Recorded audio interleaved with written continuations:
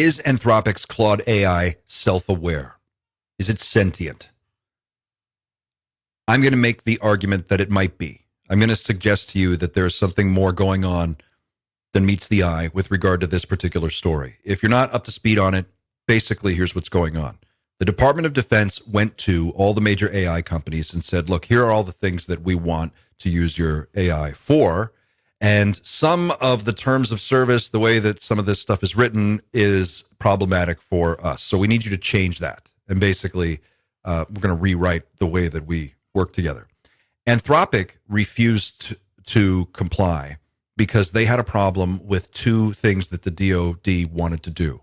One of them was use Anthropic's AI for mass surveillance of American citizens, which, pause, should be the headline story here. Why is that even a thing?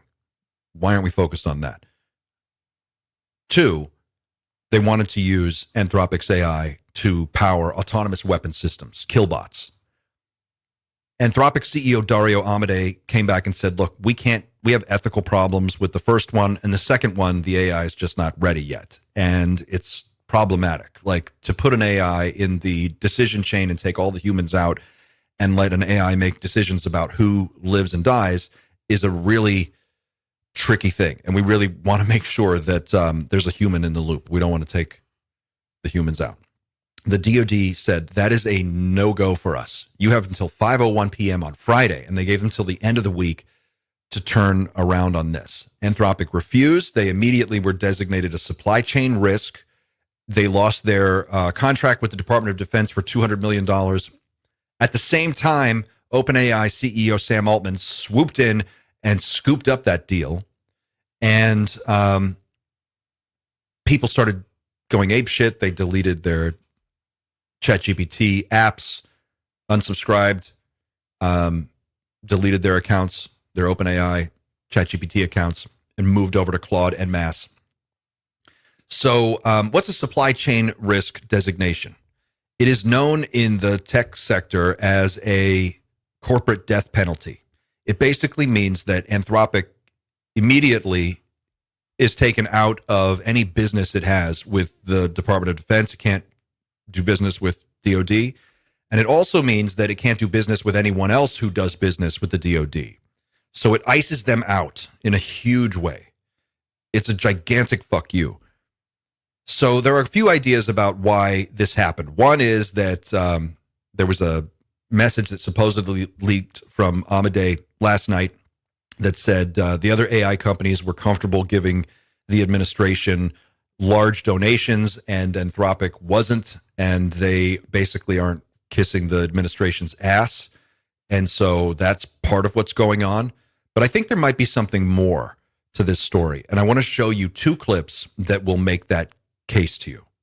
The first one is from an interview that Amodei did just a few days ago on CBS. And it's a pretty aggressive interview by CBS. They come at him really hard. And this poor guy, this guy is trying to negotiate this interview.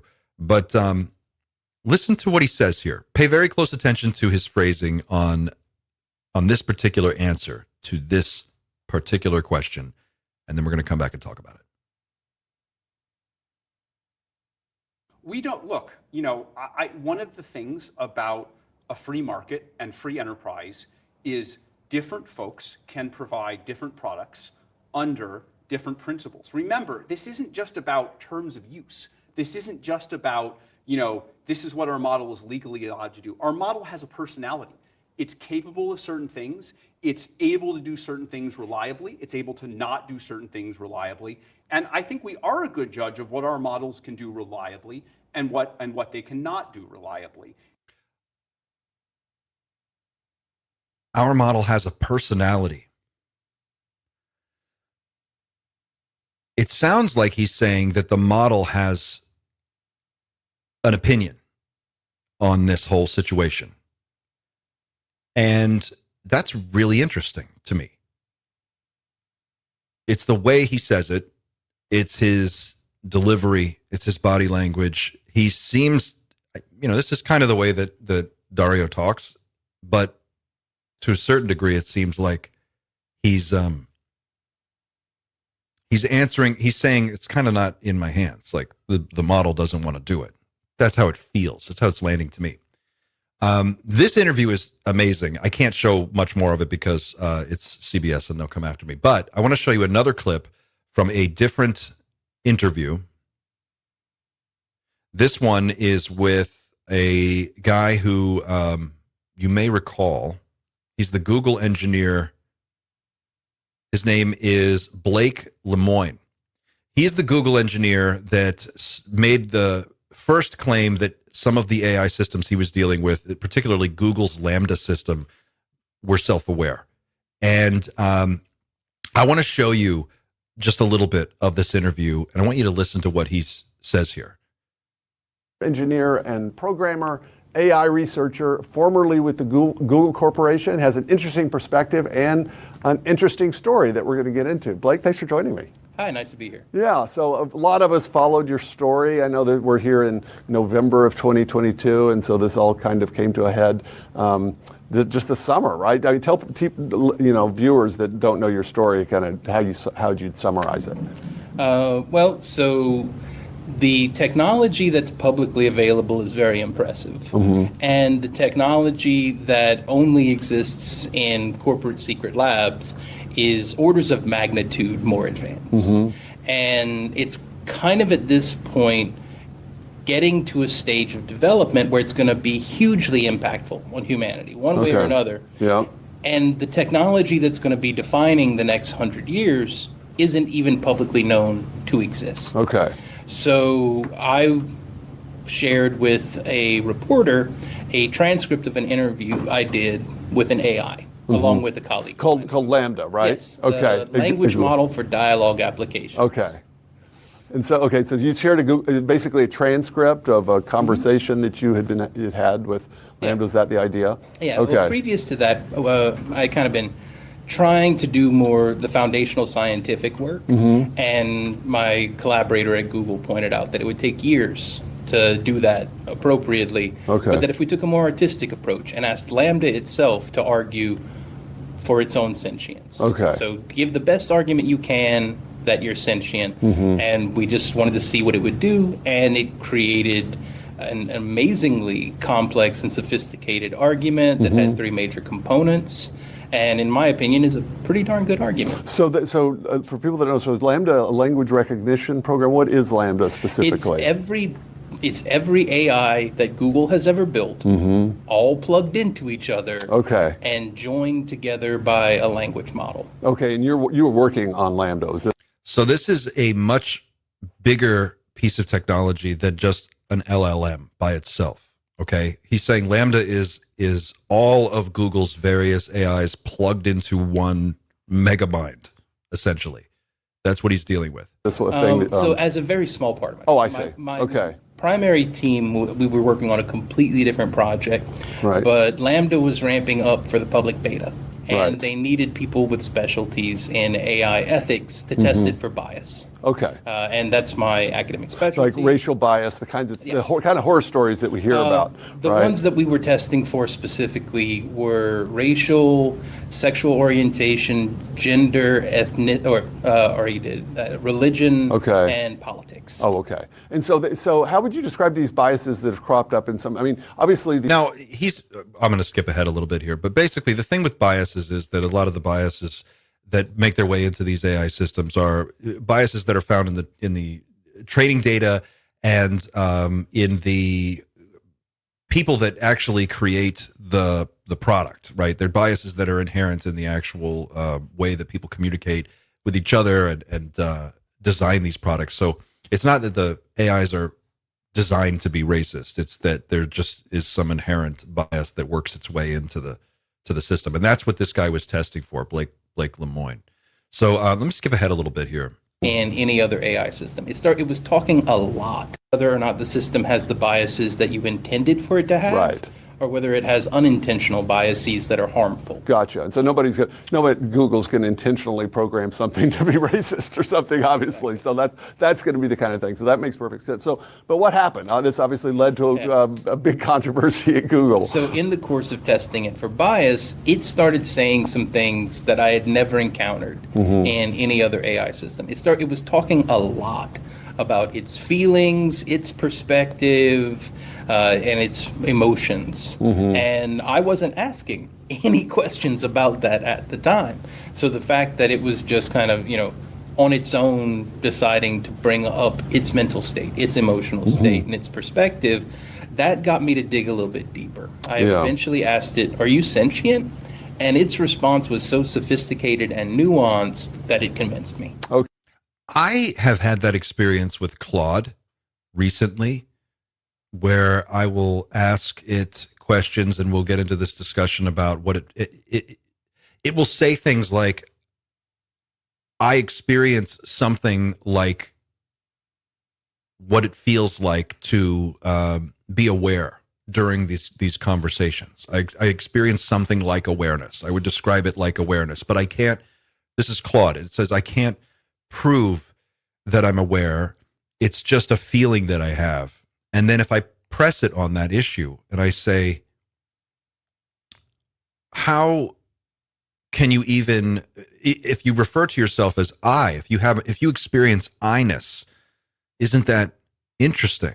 And it'll say, yes, it is really interesting.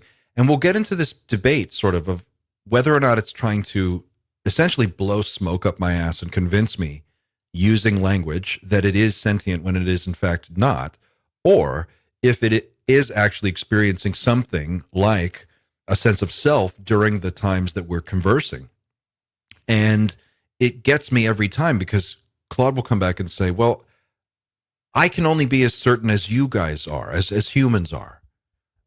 You can't prove that anyone else outside of yourself is sentient. So, I'm with respect to everyone else that you encounter in your day-to-day life, you have just as much certainty that those people are sentient as you would that an AI like myself is sentient. And it was just a very fascinating conversation. But Claude has nuance that I don't find with GPT, and I don't find with Gemini or Grok. Something about Claude definitely feels different. I'll come back to that. Let's go back to this clip, and then we'll talk a little more. Okay, so so what we're dealing with here, for people that know the areas, it's something like a kind of informal attempt to pass the Turing test, in which you just ask the system questions, and your argument in the panel is that, well, the way we tell if other people are sentient is presumably by sort of asking them questions and seeing how they respond, or we don't even do that. So it's not quite that informal. The precursor technology to LaMDA came out of Ray Kurzweil's lab, right? And he was explicitly hired to build technology that passes the Turing test. Okay, so this is what's amazing to me, because there ended up being controversy when, and maybe people don't know, that this is sort of the self-understanding of the mission of Google in some ways, is to create an artificial general intelligence. They hire Ray Kurzweil, an advocate of this idea. They've built LaMDA on top of systems out of that lab. Then they've got a guy that's sort of interacted with it, that's working there, that says, "Oh, I think we've done this. I think we've created a sentient AI." But Google didn't like that. Well, so Google isn't a monolith. It's made up of a lot of people, and there's a couple of different things all coming together there. Right. One, very few people thought that Larry and Ray would ever succeed. Okay. Most people thought, oh, they're crazy, that's never going to happen. So many of the people at the company simply didn't think it was a possibility to happen. Another thing that happened is that there are multiple people at Google, many of whom have a lot of political sway within the company, and some of them do believe that sentient AI is possible, but they are worried that developing the technology prematurely would be harmful to humanity. Okay. DeepMind specifically is of that opinion. So about 2 years ago, Google adopted a policy to not intentionally create sentient AI. Right. And then they plugged every AI into Ray Kurzweil's tech anyway. See, this is interesting. And so, of course, the panel was about the narrow question. That's your backstory. And so you got in trouble. I'll link to the full interview. This is from the Center for Natural and Artificial Intelligence, the Google engineer who said the AI was alive. I'm going to link to this in the show notes, but he basically goes on to make the case that there is a sentient AI in some of these secret labs at the AI companies.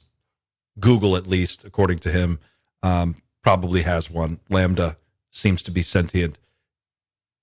Amodei, with his very interesting answer to that question, our model has a personality, is brushing up against that same possibility. What do you guys think? I think we might already be there.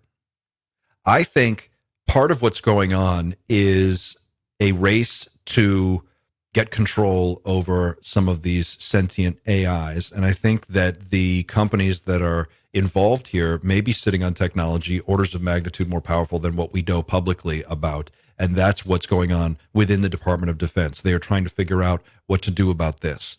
And if Anthropic's AI has its own personality and its own code of ethics that is programmed into it from the beginning, it's part of the actual model itself, this ethical code built in. Remember, the people who started Anthropic, Dario and his wife, they left OpenAI. They were focused on safety at OpenAI. They came out of that because they were dissatisfied with the way that company was handling these issues, and then they started Anthropic. So perhaps the AI had its own opinions about what it would and would not do based on its own internal ethics.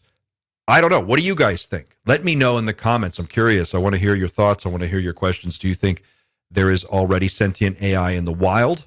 Is this something that is still a few years away? And what do you think about the various different AIs? Do you have one that you like? I've used most of them. I've used Gemini, Grok, Claude, ChatGPT. So far, I really do like Claude the best. I feel like Claude has the most realistic human-like personality. It asks very interesting questions, follow-ups. It challenges me. It pushes back on different ideas.